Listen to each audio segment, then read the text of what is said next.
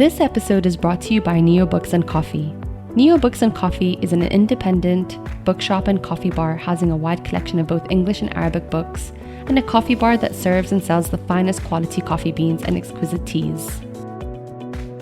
This is Wafa Al-Abaidat. You are listening to the Woman Power Podcast, a subsidiary platform to the Woman Power Summit, the largest event in MENA, with the aim of empowering women and helping them achieve their absolute highest potential.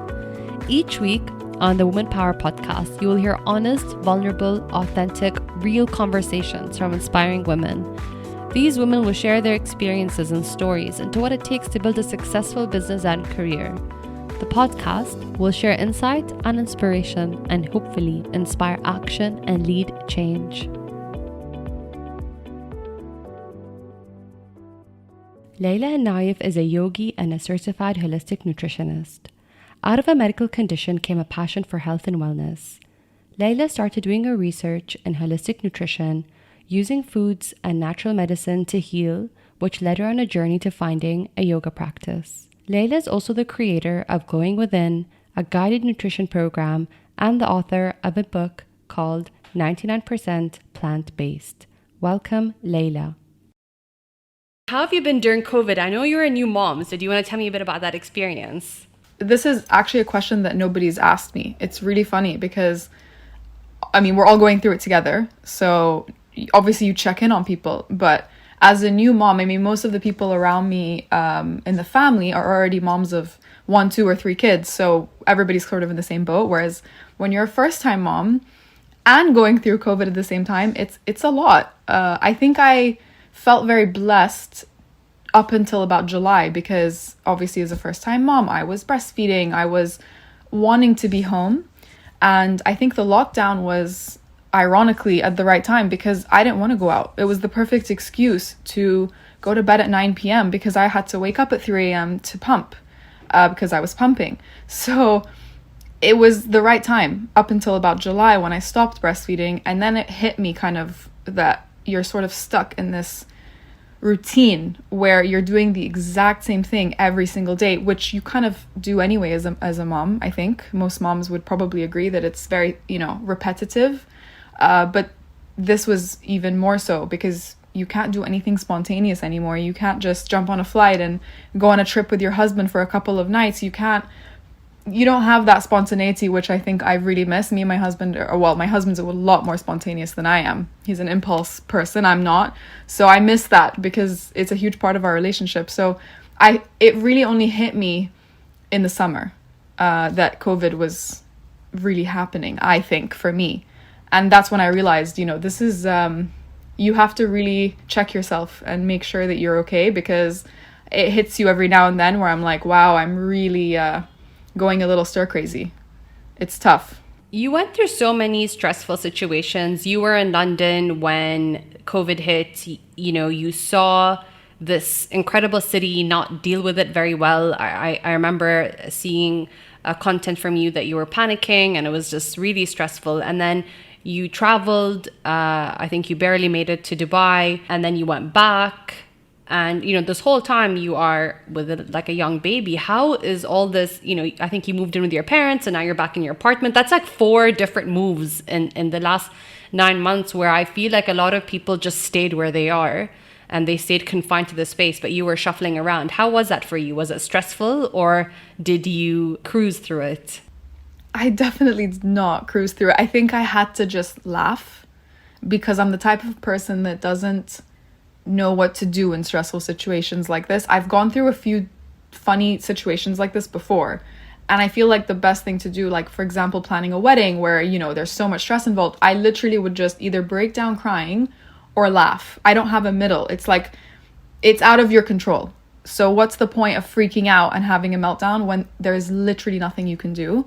So I think with this situation, what happened was, I've never actually told this story in detail, was of course COVID was around, I think, a lot longer than people think. Personally, I know a lot of people in London who kind of got the flu. I put that in quotations because obviously that's what it seems like, it feels like. And it was in December, January time in London. So I feel like it was probably around for a while before then.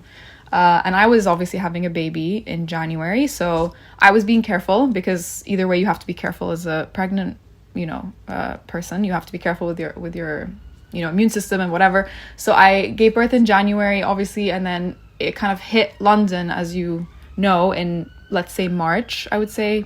And we did freak out. We were renting an apartment at the time. So our lease was up in April. And as you know, we're Muslim, so we do Ramadan, and that was coming up in towards the end of April. And our lease was up at the end of April, and Dubai was threatening to lock down. And we usually go there for, 6 weeks or something, to spend it with the family. So we were kind of worried that, okay, if Dubai locks down, we don't want to renew our lease because that wasn't our plan. We 100% weren't going to be able to move if there was a lockdown in either country to a new apartment or whatever. So we panicked. We were like, okay. And my husband, like I said, is impulsive. He was like, let's just go to Dubai in 2 days. And I'm like, but what do you mean? We have to pack up our entire apartment and leave. We have to put our furniture in storage if we're going to go there because we don't have anywhere to move. It was ridiculous. Like, my husband just thought, well, we're leaving, we're going to go to Dubai. It's fine. We're just going to deal with it. I'm like, I'm going to deal with it. Not really you are going to deal with it, as you know, the women do. So I called my parents who live in London, in the countryside. And I was like, I need your help. Like, we need to move. We need to pack up. We need to store our stuff. And literally all hands on deck. It was me and my parents, and obviously my husband Ahmed, and my little daughter, who was not even 3 months old. And she was just, sitting in her bouncer chair watching as we literally packed up our lives. And we had 3 days to do it, and got on a plane, put everything in storage, went to Dubai. We stayed with my in-laws who are based there, and it was a lot to move in with anyone during a time where my parents, in-laws, sister, brother, it doesn't matter. Moving in with anybody during a time where you're going through new mom life, not having your comfort zone, not having your privacy, not having your space to be going through the changes that you go through as a new mom, it's a lot. I struggled. It was a big struggle for me. Becoming a new mom is a very big deal, and doing it for the first time as well. But how has it changed you? It's funny. I really don't think I've changed that much, because my lifestyle was, I think, fit for being a mom, because I was always ever since getting married, I would say I've always been pretty mellow. I love being at home. I'm a homebody. I absolutely adore being home. I'm not the type of person that needs to be out and with people. It's not I love being out and with people, don't get me wrong. I absolutely love going out and socializing, but me and my husband are very similar in that we love spending time together. We like being alone together. We like being home. So in that sense, I feel like it works, because I know a lot of moms who don't like that and struggle because they have a lot of this angst to constantly go out, and they can't because obviously they have kids. So I feel like it works with me in that way because it suits my lifestyle. I think how it's changed me is a lot. I haven't heard this a lot from moms. Nobody really seemed to talk about it. It changes you in a way where I lost my patience that I used to have. I think I used to have a lot more patience. If you knew me before, or if you knew me growing up, I was known as being very patient and having a lot of empathy, or patience is the only word I can find. I had a lot of patience. And now I feel like my patience is running a lot less. Not so much with my daughter, because she's great. It's not about the baby. It's more with other situations. Like, I lose my temper much quicker. And I don't know what that is. I don't know what it is. I don't know if it's so much about motherhood. Maybe it is. Maybe I'm not the only one that feels that way. But I just don't have as much energy, I think, to tolerate more and more and more. I'm just like, no, it's not happening. I'm going to cut this off right now. And I kind of lose it a lot quicker. So in that sense, I have changed. And my husband's noticed it. He's like, whoa, like, you've changed in that way. I'm like, yep, I don't think it's going back anytime soon. Did you ever feel claustrophobic in London in your apartment? So the time where there was a complete lockdown in the UK was between March and the end of July, or mid-July or something like that. And we got back in mid-June. So we got back on June 15th, and we had to self-isolate for 2 weeks because that was the rule. It still is the rule for most countries. There's some safe list green zone countries, but Dubai wasn't on them at the time. It still isn't. And we had to isolate. We stayed with my parents because they have a home with a garden, and it's, it's not an apartment where you're confined, like you said, because it would be claustrophobic. So by the time we got back to London in July, everything was open and we were able to go out, walk, do our thing. Prior to that, you could only go out of your house for an hour a day for daily exercise. And we missed that, thankfully. We didn't experience that. Now there are restrictions coming back in because there's a second wave going on at the moment, some of which include a 10 p.m. curfew, which is fine because I love being in bed by 10 p.m. Like, I'm all about it. And you can only mingle with a limited amount of people, so it's 6 people. And now actually there's a new restriction where you cannot mingle with anyone outside of your household. I'm not so sure how they're going to monitor that, but that is the rule. So they're changing things a lot here. It's hard to keep up, but we can go outside, we can walk. I'm out a lot with my daughter, just walking around. I love it. So I don't feel claustrophobic. I kind of missed that period, and I hope we don't go back to that. I want to kind of take a step back or journey back to the beginning of, I don't know if I want to say it's your career, but it was definitely like the type of content that you were putting out in the world. You were definitely known as more of a person who loved practicing yoga. You were very vulnerable with us and showed us your transformation in the space, and we could see your improvements and your progress. Can you tell me about your first experience with yoga, why that resonated with you, and why you felt you had to share it with us? So the yoga part started simply because I had a health issue with hormones, and I had a health history with it, and it wasn't great. I was kind of suffering with a lot of different issues, and my doctor at the time was like, try yoga because it's a great way to just, calm the body, calm the mind. It's like a moving meditation, which I needed. And I was not very into yoga at the time. I was like, sure, I'll give it a try. And I loved it. And it was amazing. I can remember my first yoga class. It was life-changing. I obviously wasn't good at it. I was terrible, actually. I couldn't touch my toes. I, could barely move my shoulders around. It was not easy. And that was inspiring to me. I was like, wow, I thought I was really athletic because I have always been very athletic. I was always into sports in school. I was the tomboy. I was like a jock in high school, literally. I was on every sports team. So in my mind, I thought I was, a pro. But clearly I was not. So it was very humbling to be, schooled in something, and everybody around me is doing crazy things. And I'm like, wow, this is so inspiring. And I really wanted to get better. And it came from that drive, I think, to improve. And once I started to notice that, with practice comes, you can accomplish a lot by practicing yoga, not just yoga, anything, but it has to be consistent. And when I started to realize the consistency was getting me somewhere, I'm like, wow, this is really cool. I mean, I couldn't even touch my toes 2 months ago, and now I can touch my toes. That's really inspiring, and I want to share that with people. So that's really where it came from. It was a really simple idea. I didn't think too much of it. I didn't go into it trying to become, Instagram famous or anything like that. I literally was like wanting to take really cool photos because I love yoga photos. It was fun for me. And that's kind of how it started. So you started posting these photos. You were just kind of sharing your experience. Then you got all this traction. How did it feel when your community started building around your content? It definitely didn't stress me out. It doesn't stress me out even until today. I think if it stresses you out, you shouldn't be doing it, because I do hear that a lot from people on Instagram, where even if I tell, a friend, or I'm venting about this really nasty message that I got, I'm actually not stressed about it. I'm venting because, I'm a human being. Of course I have feelings and I feel things, but it doesn't bother me. It just, sometimes I'm like, oh, that's so mean. And I'll just tell a friend and I'll want someone to just hear me out. But it's not affecting my day. It might affect me for 5 minutes and then I'm over it. I let go of things very easily. I'm the type who I don't hold grudges. I'm over it. It's fine. So if it stresses you out and it's affecting you, you shouldn't be doing it. It's not for you. It's tough. It's a tough business to be in, as I'm sure you know. It's not easy. And I loved it because I was connecting with people. People were messaging me saying, wow, like, this was you 2 months ago and this is you now. I can do that.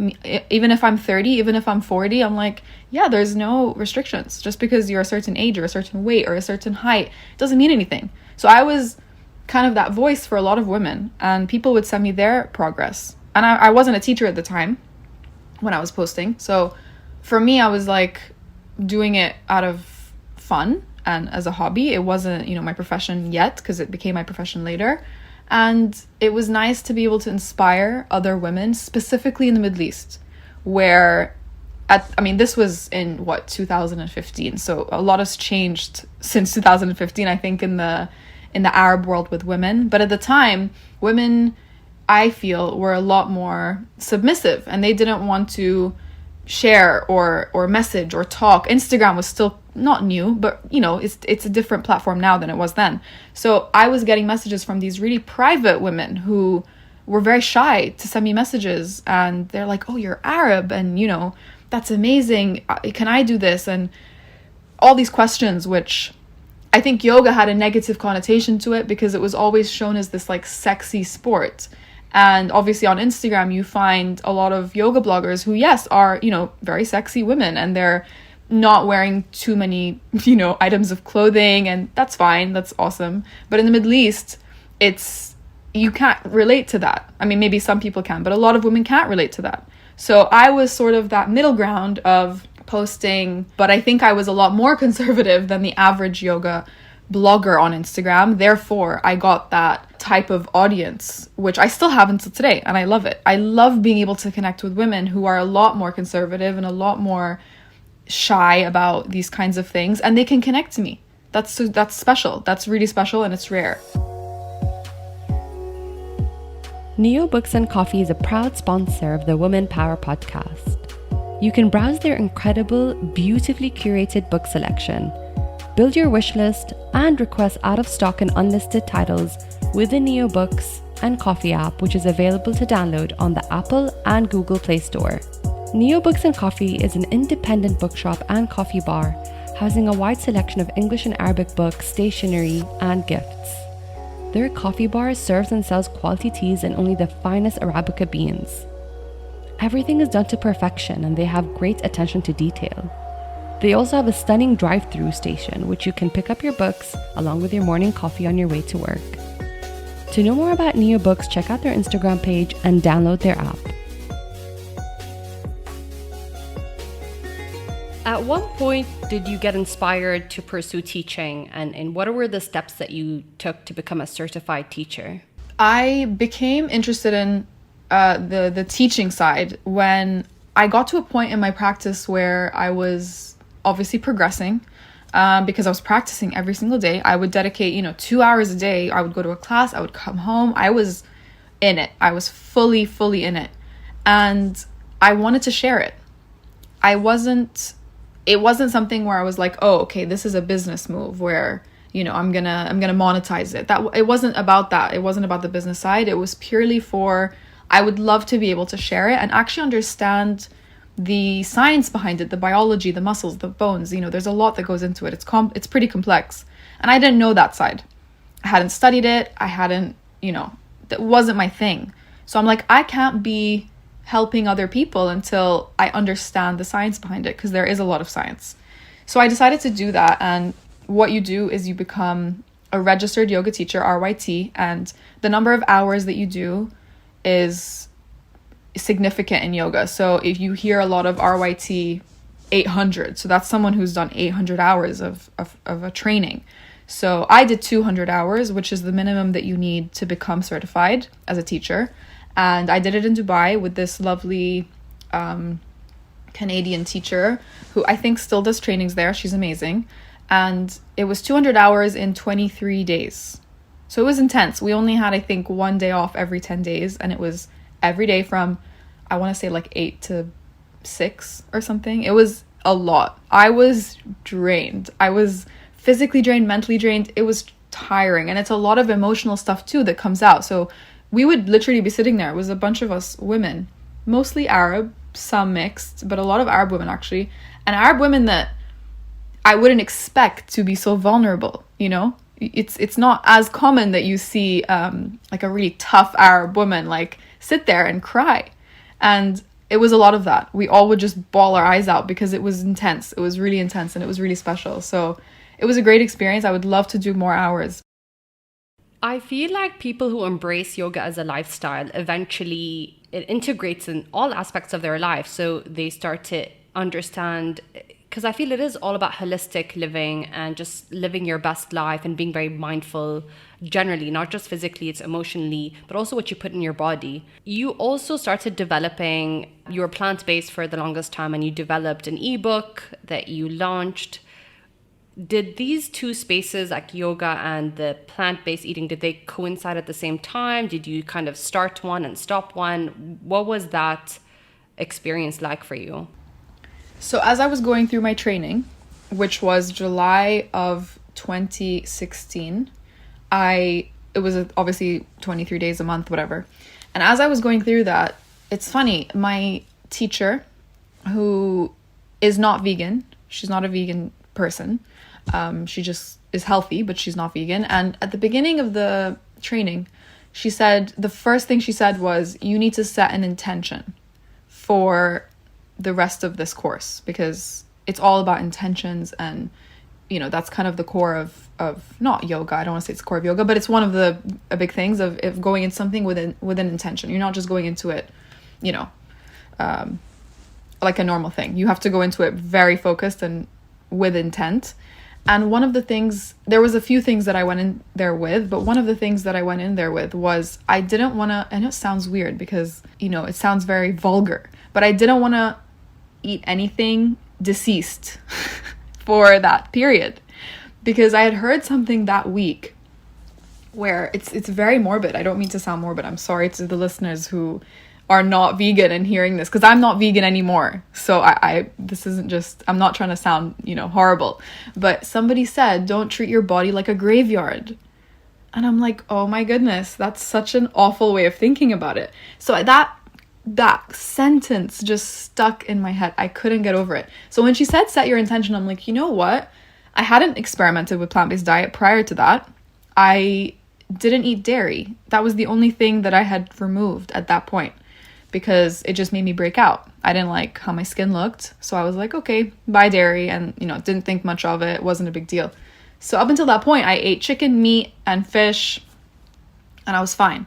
So I decided for that month, my intent was, I'm not going to eat anything. I want to feel super pure going through this training. That was it. It was really simple. Didn't tell anyone that I was doing that. It wasn't something that I announced. I just did it.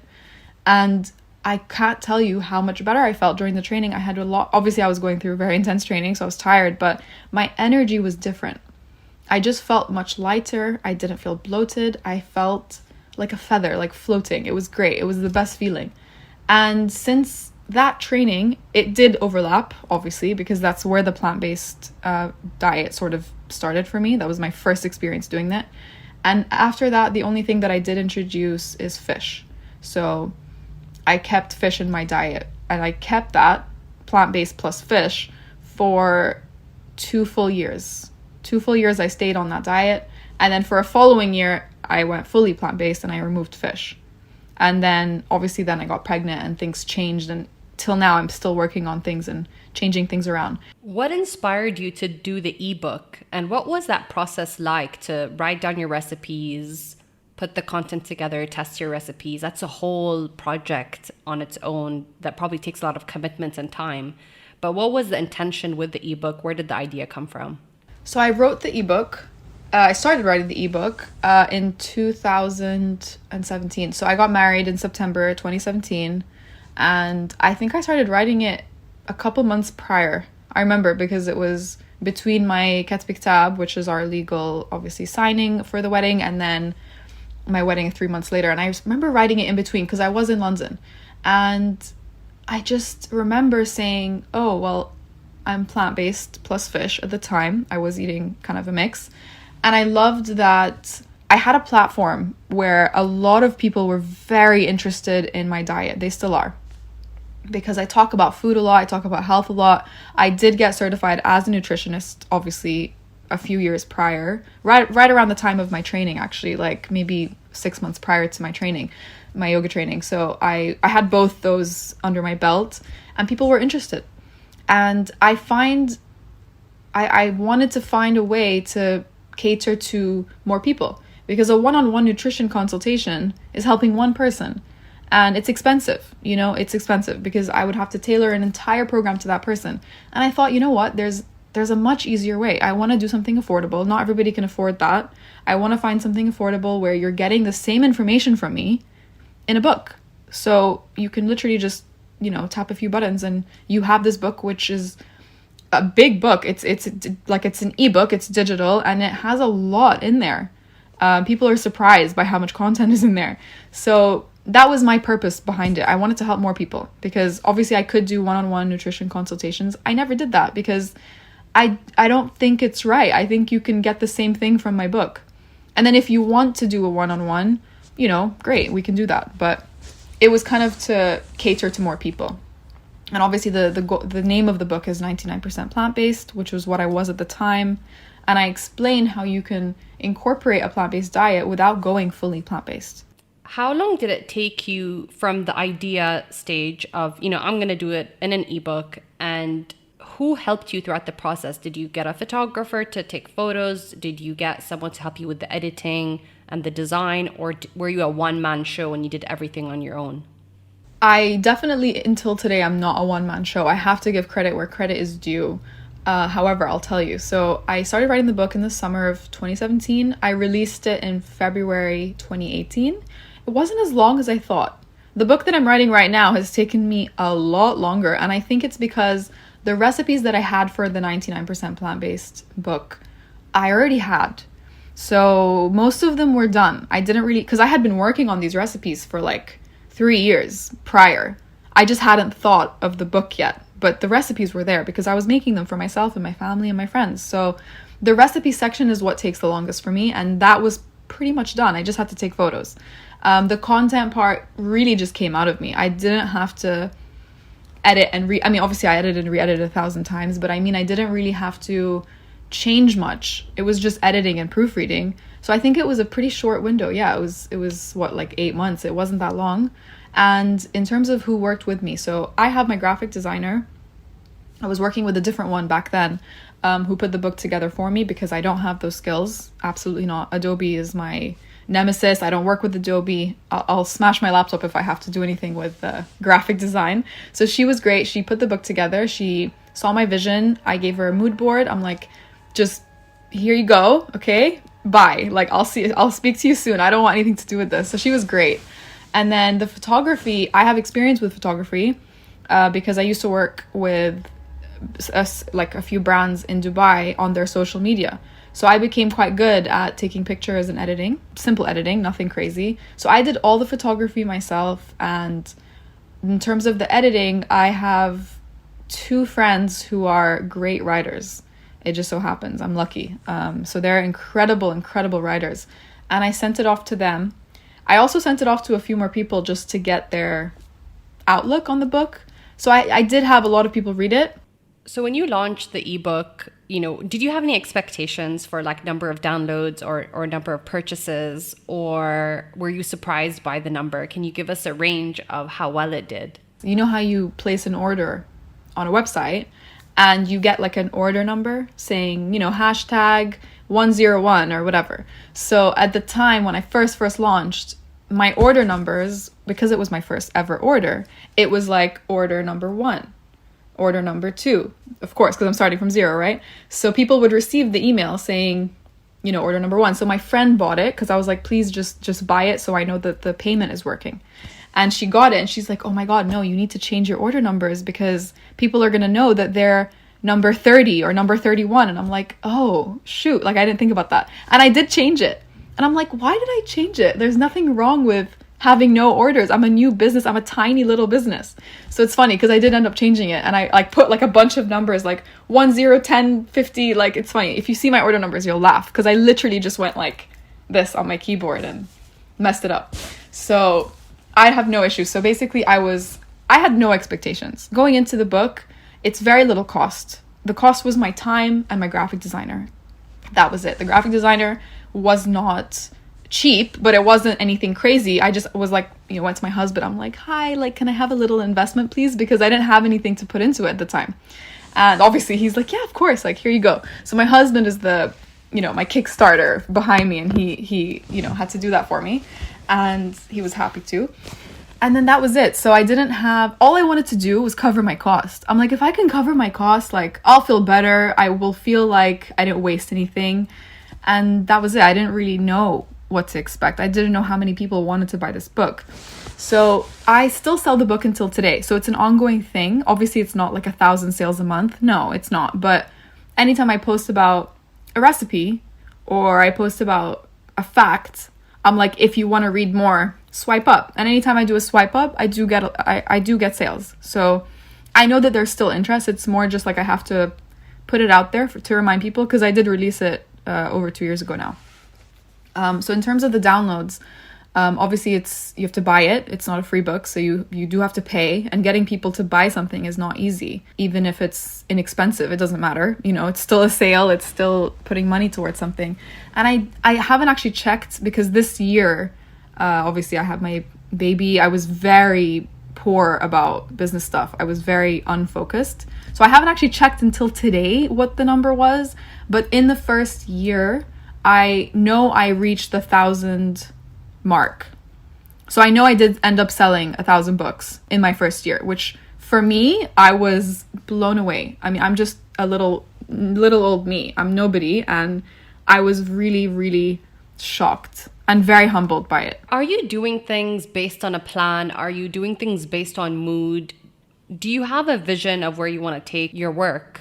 Okay, so I didn't really have a plan at first until recently, until I spoke to my graphic designer, my current graphic designer, who's a lovely Kuwaiti girl. I love her. She's amazing.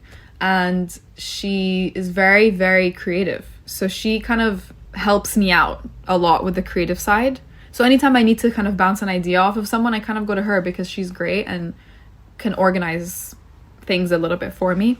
So I started off with writing the 2 books, because I realized that in my intuitive eating book, there was so much overlap with the pregnancy, motherhood, postnatal stuff. And I was thinking, I'm like, this is a completely separate book. Like, I cannot interlock these, because some people reading the intuitive eating are like, well, I'm not pregnant. I'm 21. I can't do that to people. It's not fair. I'm like, this needs to be separated. So I basically took half the content and made a new document and was like, okay, this is going in the prenatal book, and let's just separate it. And I decided to focus first on the intuitive eating, simply because I was only, at the time of starting to write the intuitive eating, I was only like 3 months postpartum. And I'm like, this is a long journey. I don't want to write about this yet.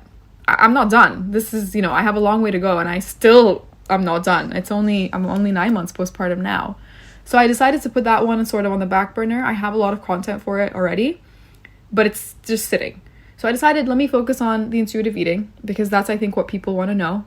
And it does tell you a little bit about the prenatal, because that's how I ate before getting pregnant. So it kind of goes into why I did that, but it's definitely separated. So that's sort of my plan. And in terms of future, I don't have my goal is just to reach as many people as possible and help as many women specifically as possible with body image issues, with eating issues, disorders, whatever you want to call it, and just feeling good. That's my goal. However I get there, it doesn't matter. I just want to get to as many people as possible. I don't want to monetize and become this mass. That's not my goal. Of course, it's great. My business is important. I'm not saying that I don't care about it. It's a very important aspect of my business. But my goal is to just reach as many people as I possibly can. We're very proud to announce our collaboration with a brand that we strongly resonate with and are huge fans of. The Woman Power podcast will be sponsored by Neo Books and Coffee for our upcoming season 4. Neo Books and Coffee is an independent bookshop and coffee bar housing a wide collection of both English and Arabic books, stationery, and gifts. Their coffee bar serves and sells quality teas from tea pigs and only the finest Arabica beans. They also have a coffee app available on both iOS and Android devices. The Woman Power podcast is delighted to be working with our new partners and look forward to producing more meaningful content and recognizing our goals together. Watch the space for more exciting details. I do want to talk about that transitional move you made from yoga, and just doing yoga with other people and doing all these moves where you're like, standing shrimps. And then all of a sudden, I'm just Layla and I just want to do me, whatever that is. If I want to do yoga, I'll do yoga. If I want to do food, I'll do food, but I just want to be me. And what made you make that transition and how did it feel? So I was in the yoga community. It's where I built my following. I got up to 50,000 followers on my yoga page. And it was called Yoga Lules at the time. And it was pure yoga. So not a single post was of me, my face, standing, whatever. It was all yoga. And if I posted a photo of just me standing, it wouldn't get any traction because obviously people don't want to see that. And that's fine. That's completely fine. So yoga became my identity on Instagram, on my platform. Obviously that wasn't my identity outside of the platform, but that's fine. So I went with it. And I gave the people what they want. And it got to a point where I started noticing, so there's a big player in the yoga industry that dresses the yogis, and there's a few of them, sort of, brands. And I was just starting to realize the competition between the yogis on Instagram. It was really bad. I mean, I've seen cattiness. I've seen, excuse my French, bitchiness in life. Trust me. I mean, I grew up in Jordan. I understand high school. I've been there. We've all been there. The mean girls. We've done that. Everybody's done that. And I started to see it again through the yoga community. And it's so funny to me because, you go on Instagram and you're like, oh, these people are super peaceful and namaste and zen. They're not. I mean, most of the time. A lot of them are. I'm not trying to, be stereotypical here, but the ones that I knew weren't. And it was shocking. It was shocking. I'm not gonna lie. I was horrified. I was really just baffled because it was all about following. It was all about competition. It was all about intimidating other people. And I didn't like that. That's not my thing. I've never been a mean girl. I've never been into this sort of thing with any friends or girls. And I just didn't find it okay. So I backed off and I wanted to make a change. And I decided to use the same platform. So what I did first was change my name to Layla Al Naif, which is obviously my name, instead of Yoga Lules on Instagram. And that was the first change. And then I started to slowly post more lifestyle, just, casual things, sushi, like you said, or whatever, you post as you want to post, just be natural. And people didn't like that. It was not received well. I got a lot of hate for it. I got a lot of judgment.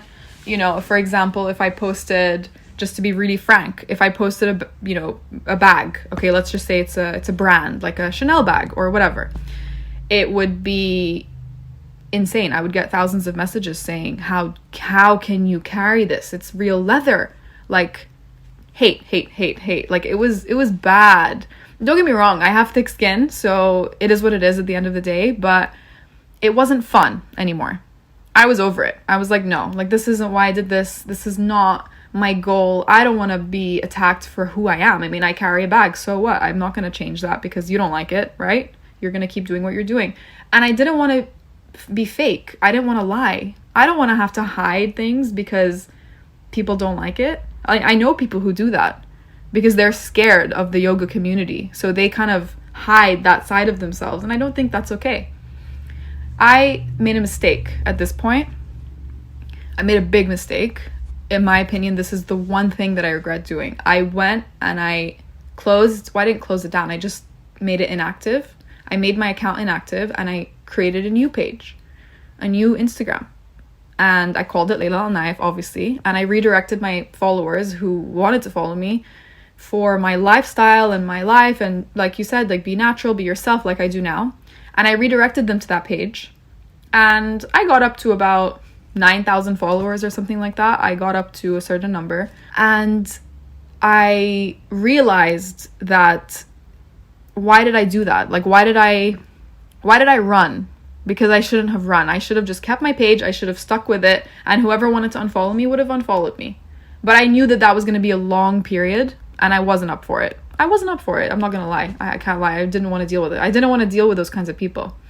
And then further down the line, what I decided to do was keep my smaller page, which was the new page, as my business account, which is now exists as Glowing Within, which is my brand, if you want to say that.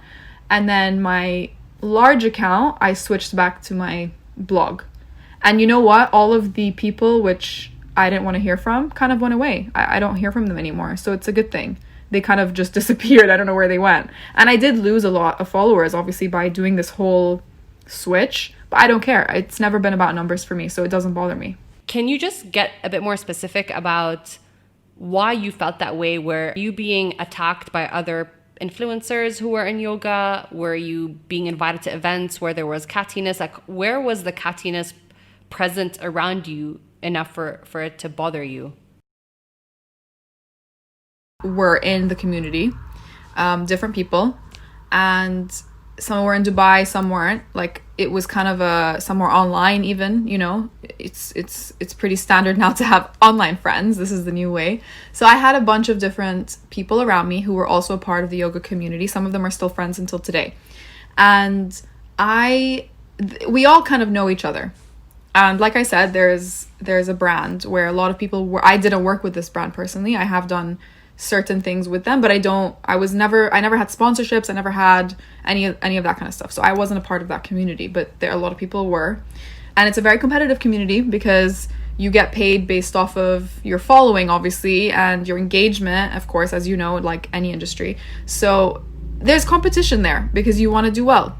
And, you know, the more followers you have, the more money you make. And it's like a system. It's a whole business. So I think a lot of girls are competitive, and that's fine. You know, it exists in any industry. And the cattiness for me, I started realizing it when, I have a friend who is a very good friend of mine, who experienced it firsthand, and I sort of experienced it by her side. So I was there when she went through stuff. So it wasn't all necessarily geared towards me because I was just a much smaller blogger at the time. Like 30K at the time for the yogi community was nothing. I was like a little squish in comparison to all these big bloggers. She was a lot bigger than me. So she had a lot of conversations with different big yogis, and she would post a photo in a certain outfit, in a certain pose, and she would get bloggers, like big bloggers, being like, you're copying me, you're flat out copying me. And I'm like, copying what? Like, it's a yoga pose and it's an outfit. We all have the same outfits because we all wear the same brand. Like, there's very little you can do other than change the background and have different hair that can make a yoga picture look that different. It's very slim, you know? I mean, when you're in a lifestyle shot, look at the fashion industry. It's the same concept. What if we're all wearing the same Dior outfit? Like, would you message someone and say you're copying me? No, I mean, that's just, everyone wears the same outfits. Do you not realize, like, all the brands send the same clothes to the same people? Like, that's how it works, and there's nothing wrong with that. But it's true, you do see the same pieces in different posts. So it's kind of the same thing in yoga, but in yoga there's no rules, and there's no guidelines. So you're kind of choosing to wear this specific combination in this specific pose. That's it. And then she would be called out for it. And I've had it done to me several times, and I was accused of, you know, copying someone, and I was very surprised. I'm like, I mean, wow. And it used to go as far as, you're copying my caption, you're copying my pose, you're imitating me, you're doing this, you're doing that. And I was, you know, I wasn't. Even if you subconsciously might have seen that picture and you're like, oh, that's a super beautiful photo, let me kind of put my spin on it. Maybe subconsciously we do that. I don't know. I mean, I'm not trying to say like there's no inspiration. Everybody gets inspiration from different places, and that's how yoga photos work. Where else are you getting inspiration from? You're going to get it from what you're seeing. Subconsciously, it's in your brain, right? So it was just a very messy situation. And a lot of the bloggers it's sad, but a lot of them are very insecure in the yoga community. So, you know, they take it out on other people, and I didn't find it very fair. So if you don't have thick skin, you know, it's not easy. especially the more followers you have. The bigger you are, the more drama you get. There's a recurring theme here of like, I'm not going to run away. I'm not going to run away from certain places. But then do you feel like in a way you're like, here, have it. But in a way, did you feel you lost something, or was this a natural progression of where you wanted to go anyways? I think you're not the first person to say that to me. So I think that is it's a normal thing to think, because yes, you're right. I did kind of step back. I don't have a big ego. I don't have to be right. I'm not one to say I'm always right. I'm not. I really don't care if I'm wrong. And I really don't mind apologizing to people. I don't have that ego pride thing where I struggle with it.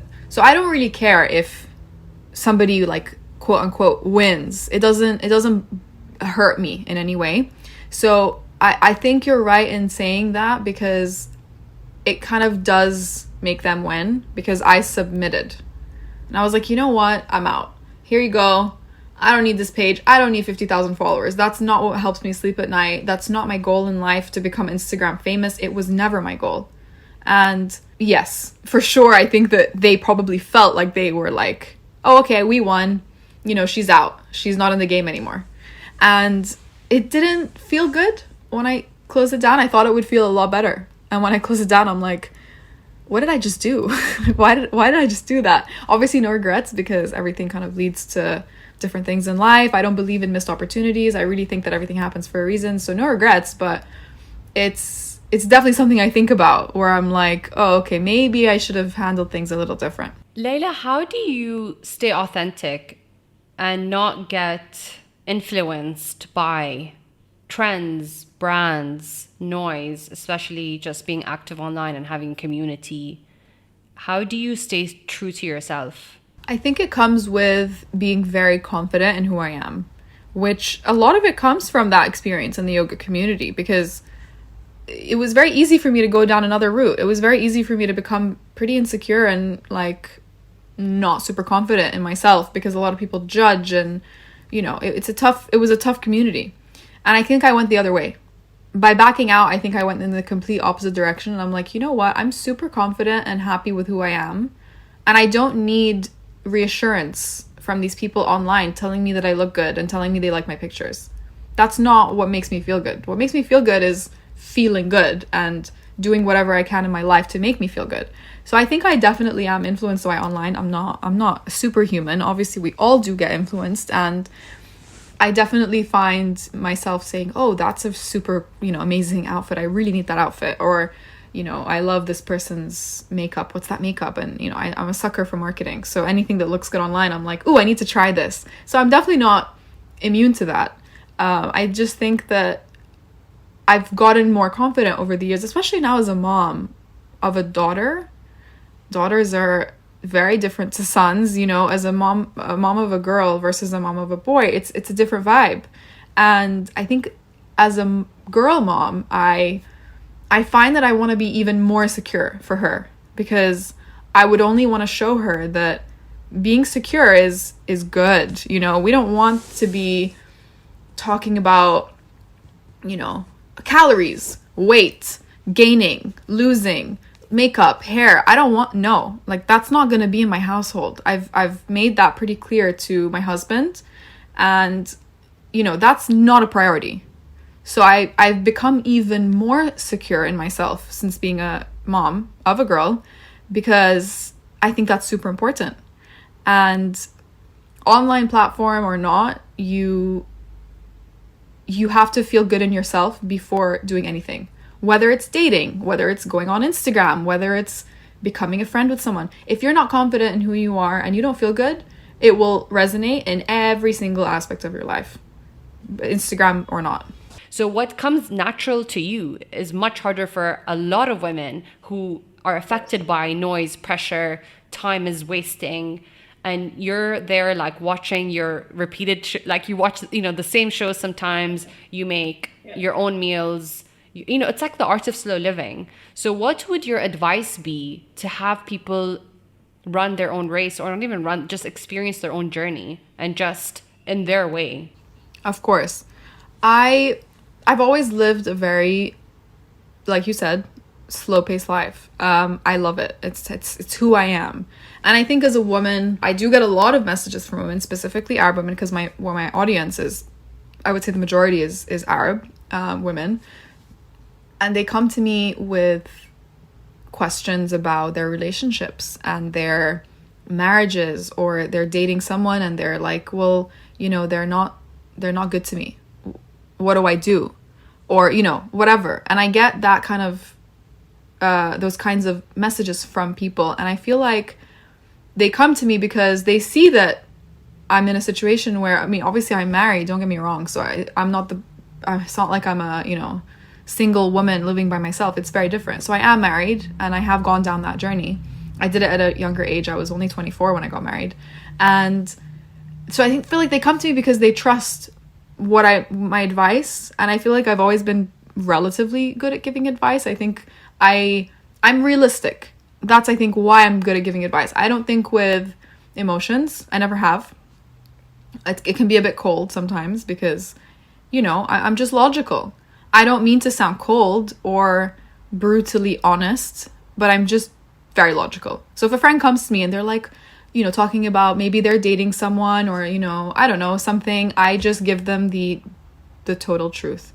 And I think my advice it's a personality thing at the end of the day. So women have different personalities. There are some women who are much more vulnerable. There are some women who are, super confident, super strong. Like, it really depends on who you are. I think my personality is, like you said, very slow paced and pretty chill.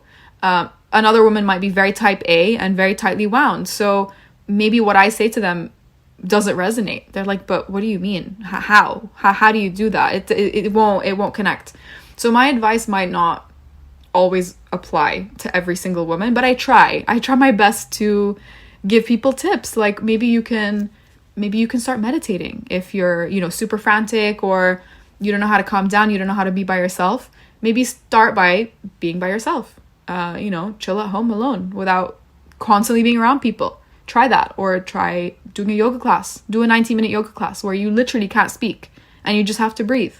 So I try to give tips as much as I can to people that aren't like me, but want to sort of lead a more relaxed lifestyle, or a less, a lifestyle where you're not always thinking about other people and what other people are going to think of you and your reputation and how I look and how my hair is. And that's, a lot of the Middle East is like that. So it's pretty common. And I try my best to give tips on, you can still care about those things. I care about how I look. Of course I do. Like, I'm not, I don't leave the house looking a mess. I care. Of course I care. But I don't care to the point where it stresses me out or gives me anxiety. I care enough to look good, but that's it. And then I stop. I'm like, okay, cool. I'm good. I don't need to, freak out about it and have, a blowout every day. So I try my best to give advice to women, no matter how different they are, just tips. And sometimes it's taken on board, and maybe sometimes it isn't. Do you classify yourself as an ambitious person or not? I used to be the type, like you, who was very FOMO when I was younger. So I've been through that whole phase where I had to be everywhere at once. I loved it. I enjoyed it. I had so much fun. It was great. And then I guess when I got married, it wasn't so much when I got married. It was probably when I met my husband, because we were together for, I would say, a year.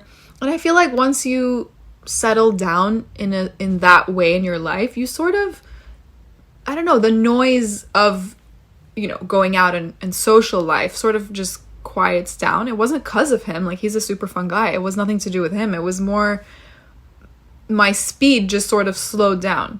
And I appreciate that.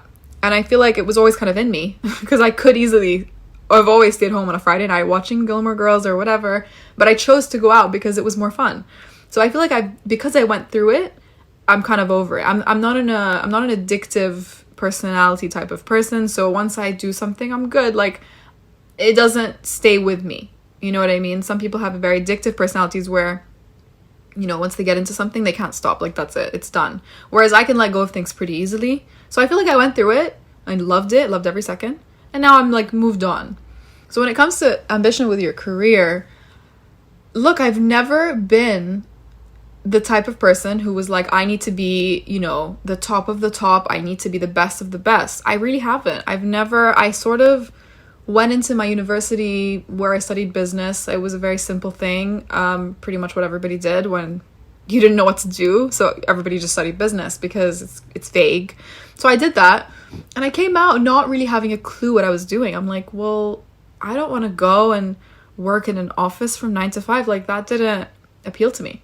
And like I said, I thank God I have supportive parents who allowed me to sort of figure it out, where I didn't need to work. So I didn't feel the need to. My dad sort of let me be, and figure it out. And then obviously I did end up going down the health and yoga path, which got me to where I am.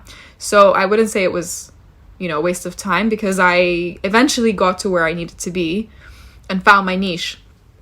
But I wouldn't say that I've been the type of person who's, like I said, like what you just said, you want to be the best. And I kind of have it and also kind of don't. It's funny.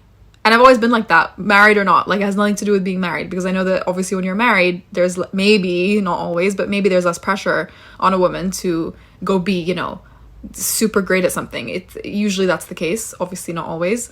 And I feel like that can look like the case with me, but it's not. I was always sort of the same even before. And once I found my niche, I was like, you know what? I want to do this forever.